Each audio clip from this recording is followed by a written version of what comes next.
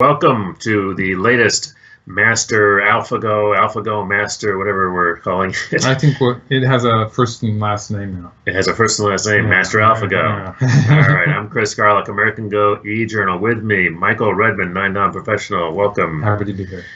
He is in person once again. He's here in D.C. We just opened the new National Go Center here in Washington, D.C. Michael was here to officially do that. Thank you. Yeah, I was actually surprised to see you had so much space on the second floor there, so it's going to be a great place to play Go.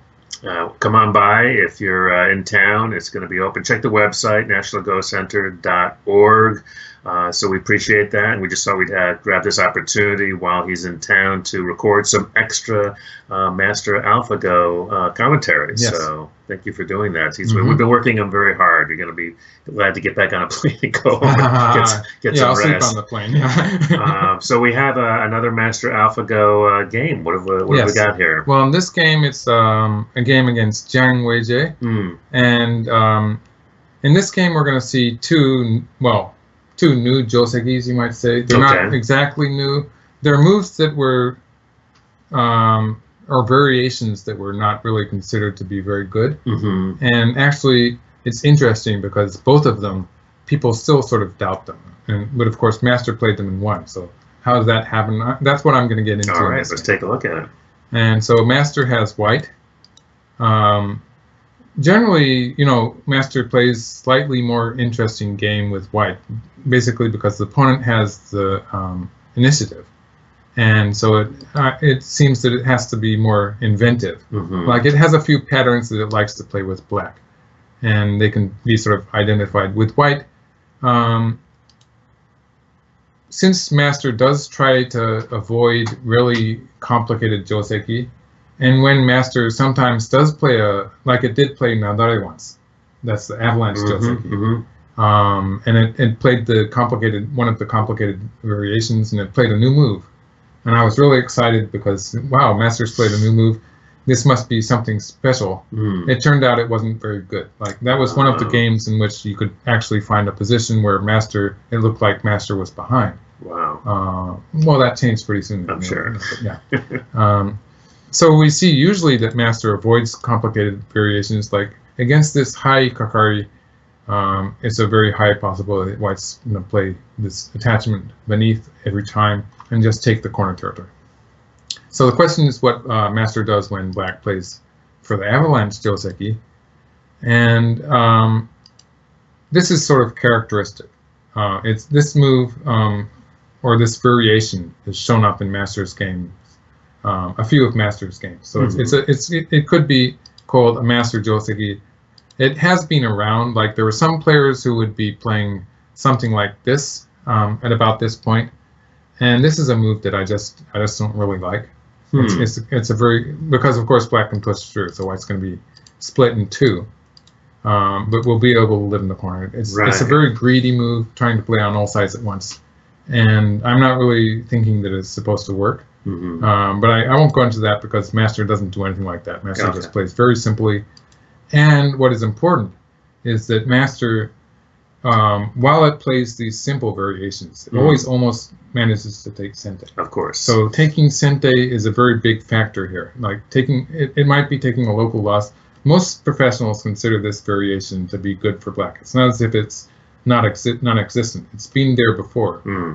People have played it or stuff very similar to this, but the feeling is that Black's wall is superior, and playing that Sagari down to the second line seems to be maybe a bit submissive. We can see that Black is extending out ahead of White, so White's sort of pushing from behind, which is something that's supposed to be bad. But of course White gets Sente, so that's the whole point here. So since it's now we're calling it Master AlphaGo, maybe the middle name is Sente. Okay. Sorry. Well, you'll have to ask the Google people about that. I'm not asking they them. think Guys, don't watch this. That might be a bit vulgar for them. But he does always get Sente. And so it always gets Sente. It's very good at getting Sente, and Sente is very important. It's considered important by human players too. Only I think the the way that Master uses it is something we can learn from. And so Black plays a pincer. I'm seeing in this game, I get the feeling that Black is trying to create a complicated joseki. Like he tried to play the nadare. Locally, that's a good variation for Black, but White refused to play the fighting variations. And now he plays this two-space pincer against a high kakari is another joseki. The josekis that branch out from this pincer are some of the most difficult josekis that we have. Like there's the Taisha joseki, which is really complicated. There's the avalanche joseki, and this probably comes third or something. Like there's a lot of very, very complicated variations in this. And this is relatively simple. Like if White plays something like this, there's the Muramasa sword variation, which we don't have. I only have one more day left. Like I'd miss my plane if I so I'm not going to go into that. But the viewers would love it. Yeah. I'll do it from Japan remote next time. Yeah. Okay. So White plays here. This is relatively simple, but there's still, even after this, there's a lot of complicated variations. This is the most popular move. Right. And so at this point, actually, you're seeing a lot of professionals not playing this move anymore. Or you were until Master came around. Like at this point, playing here now was this leads to a lot of complications too, but it was, people were starting to, maybe this is better. So you can see a lot of this and all sorts of variation stemming from this. Just some examples to show how much variety happens from this joseki. It's one of the most, if you include all of those variations, it's one of the most difficult josekis. Of course, most people just play a simple variation. Like this would be what we have been called calling joseki. If White extends here, there's a ladder involved. Of course, with the white stone in the lower right corner, the ladder for the time being is good for White. So this kind of thing is what you would expect in a pro game. It would be normal. And I think even a lot of amateurs. And most amateurs. Would know this was hugely popular through most of the 20th century. And so maybe not early 20th century, but mid 20th century, people figured this out, and it was really, really popular. For instance, when I was going to Japan, so the last half of the 20th century. Yeah, and it's not even for amateurs. It's not. I mean, the variations obviously, but the main line is joseki, it's actually pretty popular. Yeah. Because most players, even pros, mostly will avoid the more complicated variations. It's hard to get in too much trouble if you stick to the main. Well, if both players, it's sort of like usually both players sort of are agreeing to be relatively simple here. Right. You don't start no trouble, and I won't start no trouble. Right. Yeah. Well, sometimes trouble does start. So we do have all the variations studied out, but like there's even after this, if White does play this, I said there's a ladder. And so all of the ladder variations that stem out of a Black cut, I'll just mark it. Yeah, that's what. Otherwise, I'd be tempted to go into the variation, but it's another 30-40 moves of very complicated fighting. Yeah. So this happens. This has happened in several. This is actually cutting here is a move that I like to play, and I've played it in several of my games. Where I used to like to play it. I should say that. So something new. This is the game, right? This is the game move. This is when I played this when I was aspiring to be a pro. This was before I became a pro. I played this move, and I was sort of I was laughed at, and I was so embarrassed that I never played this move again. So like it was wow. It was really a move that was considered really bad. Actually, there have been some top professional games in which it was played. I think it was maybe Rin Kaiho who played it against. I'm sort of guessing. I think it might have been Shuko, Shuko. And of course, the player with White, if we assume the same colors, the player who played this move lost the game. And there were some other, maybe one or two other games in which it was played. And so the general discussion was that this was just too vulgar, and it wasn't it's vulgar. That's why you'd be laughed at, because it's just vulgar. And, and it's But I'm gonna guess this guy from America showed his true colors again. Right. Yeah. So it was that kind of thing. The master played it. Now master played it, and Who's laughing now? yeah, well, and won the game. I'm still not sure it's a good move, but at least it worked for master every time master played it, and master did play it a few times. Okay. Like this is sort of like the only move that master is going to play in this position. And so obviously master likes it. So there were several games in which master played this move. And black at this point, black sort of has the option of playing this hane or cutting immediately. Right. And in this case, white would probably play a hane here, and Antara here, and maybe a quarrel here, or maybe something towards the upper right corner. Again, the point is, again, master has sente. And there's some maji in the upper left corner. That's not, I mean the upper left corner. Yeah, that's right.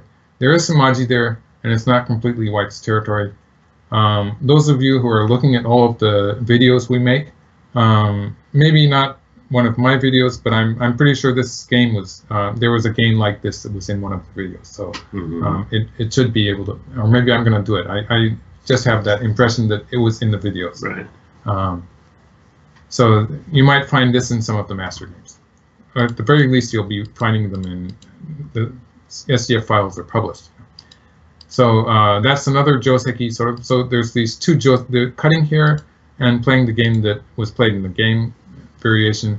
These are the two josekis that are sort of being played by pros too. And the question is, usually this is considered to be great thickness for black. This white stone here that I'm going to mark, this one, is just smack against black's walls. It doesn't look like it's going to work very well. And so you would think that black's thickness is superior to white's territory. I like it. I mean, the corner is pretty much done, right? I mean, it's not going anywhere. That corner is territory, yeah. But the fact that white got territory in what was a black corner is part of the reason why I'm starting to think maybe this is playable for white. And also the fact that this white move we see, the attitude that white has is that white is trying to make use of that marked stone, the cutting stone on the right, on the left, and sort of putting pressure on that black group that I thought was thickness. White is sort of threatening black, and we're going to see the black wall. The black wall, and so you know this white stone on the upper side, on the surface, it looks like it's sort of too close to the black wall. Yeah. But this sometimes white plays here, sometimes white is playing one to the right of this point. It depends on the overall position, but the pattern here that happens every game that master plays this way is that white is threatening the black wall. White is trying to force black to capture that, add one stone to capture that marked stone, and that's going to happen. So we can see it in the game variation. Okay, let's take a look. First, so this is this variation. Yeah. I'll just go to this way. This is the game variation. White answered here. This is another strange-looking move, and this is actually where I don't really believe that this position is good for white, and I just can't figure out why black would not play here. The human player Jiang did not play this move, and I can't understand it. Because this is a vital point in white's shape, and it expands black towards the center. But black probably just didn't realize how effective this move would be, because at this point, the whole strategy that white has suddenly becomes apparent. We can see that now this marked stone on the left there is a real threat, and black will have to put a stone in to capture that. That means that white will have a very nice shape, kind of a floating, resilient shape there in the center, and black doesn't really have any way to attack it. And so if this move that white played is forcing against the black wall, then white has a shape that really is it's sort of floating around, but there's really no visible weak point in it for black to attack. If black can't attack that, what's the point of the wall? And so just going back a few moves just to repeat here, this move looks sort of unreasonable, but just a few moves after that, it's suddenly working very well. And I'm really upset with this move. I would like to have seen what happens when black plays here. As far as I can tell, white doesn't have any good way to refute this move. But it's a key point. But of course, after seeing these 60 games, I sort of think that maybe Master might find something. So I'd really like to see it play out with a human playing. But you're feeling pretty strongly that the Tanuki is just not. He sort of like if white had answered this in the lower right, then this would have been black might have just played the one exchange. It's sort of like the Kate game that I was talking about earlier. Sometimes when the time limit is short, the player will play what he thinks is a forcing move just to gain 30 more seconds to think about the game. So it could be that he was thinking about this move, but had not, when the time came to play, maybe he hadn't worked it out completely, and I'll just play a Kakari, and after my opponent answers the Kakari, then I'll think again about playing this move. That kind of attitude can happen in a quick game when I think they're probably playing on a 30-second timeline. Well, we've talked about this in a number of these videos, which is what the factor is of the time, and you can't discount it. Right. I think the human player there is a handicap there because sometimes 30 seconds is not enough to figure out the position. Right. And so there is going to be a marked increase in the strength, the skill of the human player when the human player has extra time. But also, of course, the AI will become more correct also. Right. When it gets more correct than it already is, that's pretty formidable. So I don't really know how that's going to play out. All right, what happens next? So white plays here, and now white has a very resilient shape. Black doesn't really want to put a stone in to capture that stone, but black can't leave it. So what black does is black plays very strongly here, making a bit of trouble for white, but still we can see that black did end up having to play one stone there. And now a typical master move, like this is just reducing the value of the left side. The left side area towards the center is the one area where black has some potential. So white plays here. A very calm move. It's a big move in territory. It's a second line move. It's a second line move, but playing there actually would put some pressure on white in the lower left. It can't be center. Yeah, well, it's right. I mean, it turns out this isn't sente for either white or black. Really? Because black did not answer it, and black answering it. Okay, let's do that then. Black answering it would just make like locally black can answer it. We can see that the whole left side is open on both sides. Yeah. When white does something, let's see, what should white do in the center? Even something like this to reduce black's center. We can see that shape in the center. Black probably needs another move here. So this kind of thing would be, black would be getting very little territory for all the moves he's playing. Like this is like it's a very narrow strip that black is surrounding. While white gets extra thickness towards the center. It's not attacking. It's not making territory. Right. So it's just not attractive for black to be doing this kind of thing. Right. So it's not sente. Right. And so black plays away. It's correct for black to play away. Good. And of course, the Kakari is supposed to be big because of the double Kakari here. But in this case, because the lower side is sort of low in value, we can see that it's open on the side. So it's not very big in value. So white can afford to give black the lower side like this and make sabaki. So since there are more black stones in the area, white plays the attachment. And this is another very a good move. Basically, white, it's more effective than just trying to surround the corner. White is leaving the cutting point, the mark point there, a cutting point on the third line. And so answers. Now this gets rid of the cut on the third line, but with this exchange of this move and this move, white has changed the corner a little bit. So now when white plays, white forces a bit more from the center. All of these moves, pushing on the fifth line is usually not so good, but this all is in regard to reducing black's center, the potential in the center. So this center area that black has used a lot of moves to build, like black has used moves in the lower left and in the upper left, and has in return it's given white fairly big territories in the two corners. Black's invested a lot, so white can afford to give a little back while white reduces the value of black's center territory, and is creating a strong group there. It's pretty strong. In a few minutes, in a few moves, it'll be a living shape. But at this point, it's still sort of a strong white group. It's not 100% alive yet. We'll see how quickly Master changes that. Okay. And so white's not, all white is given away is a little territory on the lower side.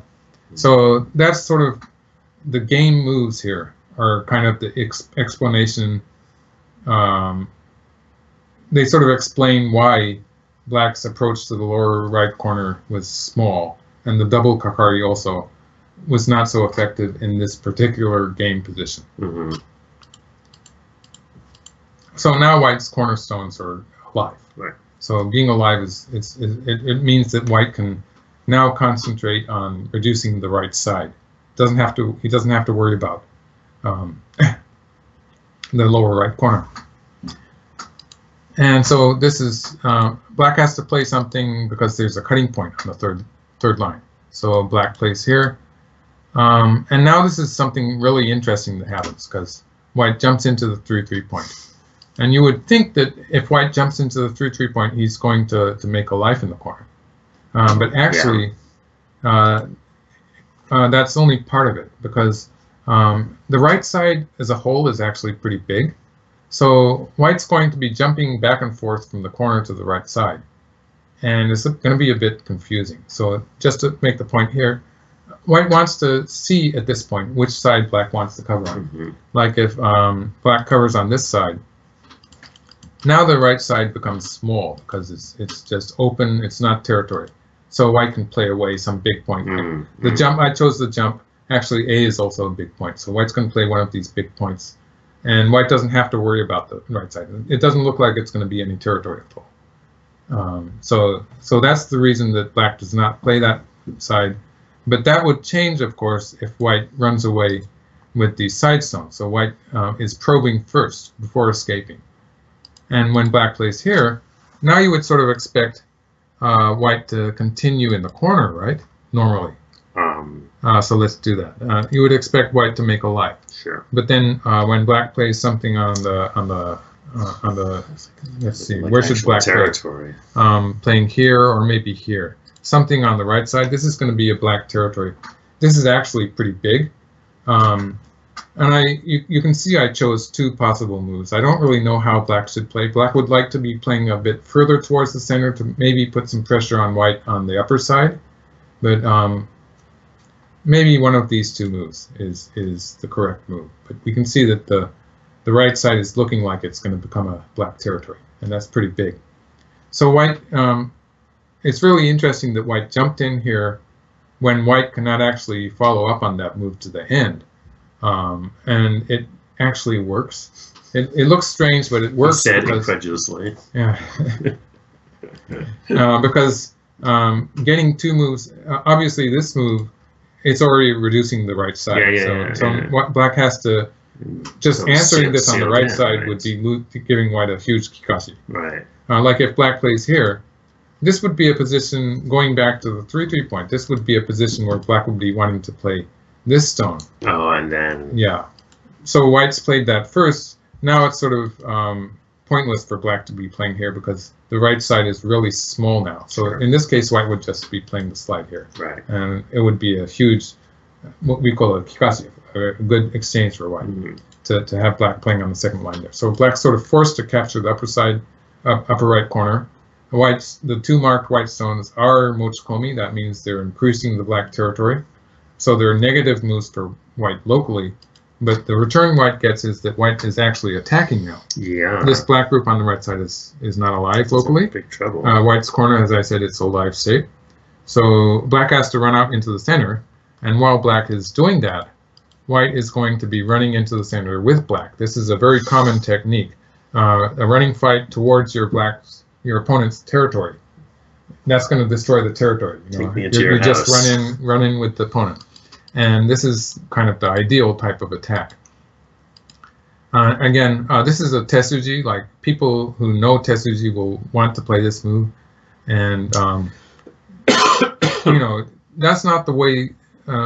Master didn't learn Go out of a book. So where did Master pick up this Tesuji? It has happened in some strong players' games, but frankly, I don't think it happened. This kind of Tesuji is seen so much in amateur games. So it's just a very small number of professional games in which Master might have seen this Tesuji. It doesn't happen all the time. This shape wouldn't happen all the time in professional games too.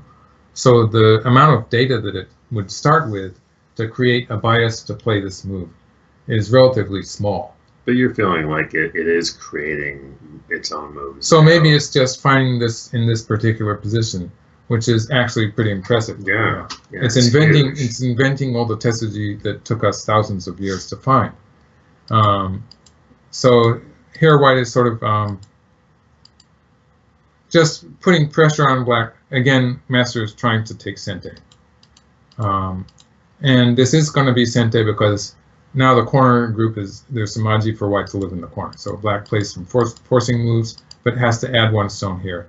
Without this stone, white would be able to be playing all sorts of forcing, like, okay, let's try playing that somewhere else.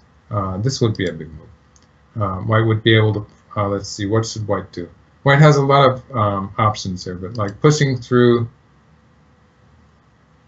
oh no, maybe I don't want to do it. Well, pushing through and playing here, this looks like it could work. And then when white pushes through, this would be a strong move.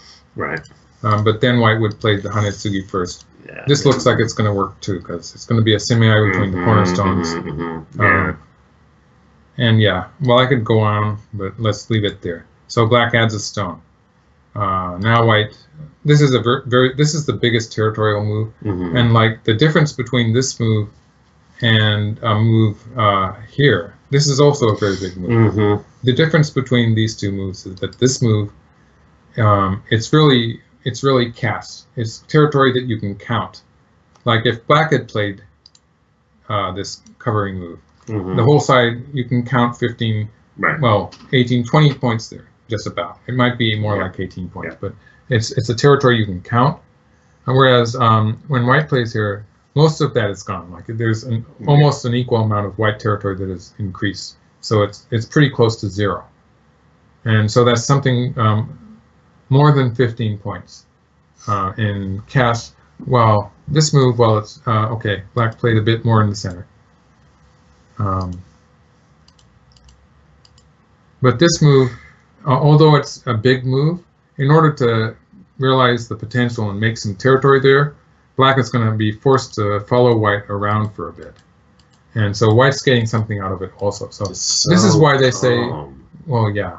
When you surround the center like this, it's quite often that your opponent gets to play forcing moves from all sides, just because the center has so many border lines that you have to make. So after this is just it's just Master wrapping it up. Let's see, I forget. I keep forgetting what the final result was. That's basically because the way Master is made, it doesn't really care what the final result is, just as long as it wins. Right. So like all of these games, this is one of the relatively close games. Right. But as they enter the end game, usually Master is something like 5.5 or 6.5 points ahead. And this is a point where I sort of lose interest because actually it's a point where pros can figure out the correct endgame. So I don't really have a lot to learn from Master at this point of the game. It's relatively simple, so even I can figure it out. But I think also that one of the things you point out is that Master gets a little, we haven't figured out quite what word to use it, but because it doesn't care. It doesn't care whether, play the best move because it, what I'm pointing out is I can figure out that it's actually going to win by something like 5.5 points, but it doesn't, as it enters the final stages of the game, and then I can actually find the points where I would say it went wrong. But the way Master is built, it's going for percentage of possibility to win, and the moves it chooses turn out to be 100% too. Or well, at that point in the game, it's probably looking at, it's not saying it's 100% yet. But that's just the nature of the search, and it's probably giving lower numbers like 70 or 80%, and then as the game nears the end, while I would be saying Master is making mistakes and the score is getting closer and closer, actually, because the game has so few moves left to play, Master would be saying that the winning percentage is going up. Right. And it would go up close to 100, going up closer and closer to 100%. Well, and since it won 60 straight games, it's hard to argue with that. Well, yeah, it's won 60 games in a row. And also... except for the one guy that pulled the plug like you suggested. Yeah, someone might have done that. Yeah. I think it was a timed out problem. And so they're actually questioning the human set of values there. Maybe winning percentage is more important. And I think that they're raising a real question here, the Google people, because it's working for AlphaGo.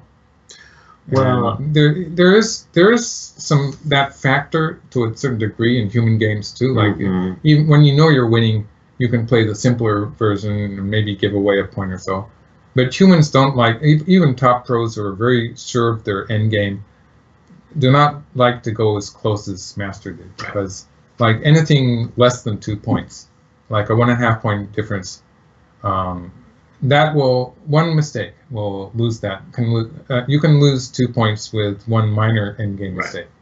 I mean, even a pro. when I say you, I mean I mean me. Yeah, you can lose 2 points, and if you're playing moves that are almost always, you can play a mistake just in a judgment of the size of the move, a very slight thing. Right. 2 points is about the max. Right. Unless you've really made some stupid mistake. If it's a good-looking move that is a very subtle mistake, then it still can be up to 2 points. Usually it's 1 point or a fraction of a point. We say a fraction of a point. That's sort of theoretical. Yeah. We're not going to go there. It can go up to 2 points if it's sort of on the bad side, but it's hard to make more of a mistake. Just want to point we like to be about 2.5 points ahead. To those of you who wanted to get to the end game, be careful what you wish for. Yes.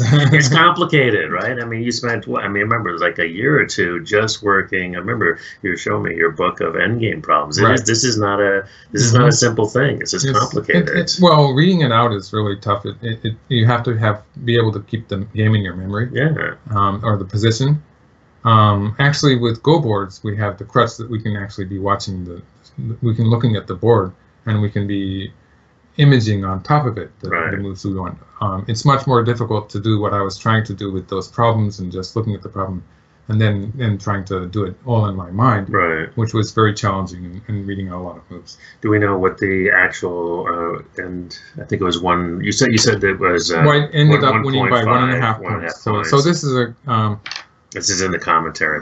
Yes, actually in the commentary at move 86, I am saying that White ended up winning by 1.5 points, but I calculate that White was ahead. There was a point in the game after 170 moves, White was ahead by 5.5 points. And Master was making all these local, what I call mistakes.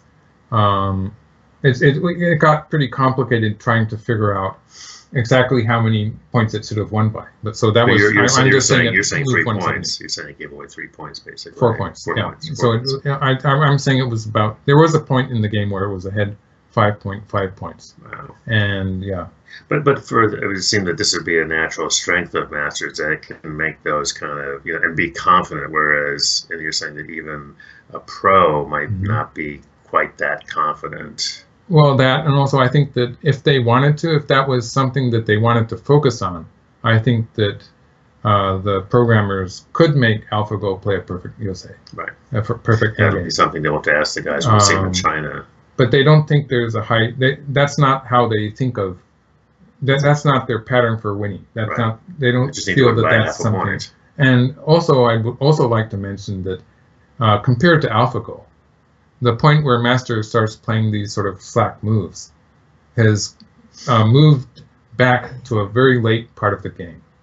Like it used to be sort of between the middle game and the end game, but actually Master plays an exquisite transition from the middle game to the end game now. And these moves that are losing points come further and further closer to the end of the game. Right. So even though they're not prioritizing it, I think that this, you might, if you call it a weakness at all, but this habit that Master has of losing points towards an event is actually going to sort of naturally disappear. It sounds like it already has. As the policy network, well, it hasn't because it lost 4 points now, but maybe it will. From what I'm hearing, when I saw the guys in New York, we're going to see a whole new version in China, and I'm going to predict, and I don't think I'm going out on a limb here, but I think that will be gone. Well, there's all sorts of things that would be really interesting to see them do. That would be one of them. The other one would be to see a program that did not start with human data. Yes, and, yes, just a self-play. Self-playing alone, just knowing the rules and playing games, and then using that data to create its biases. And then it'd be interesting to see where it played its openings moves, because right now it's playing star points and 3-4 points and stuff like that, just like a human would.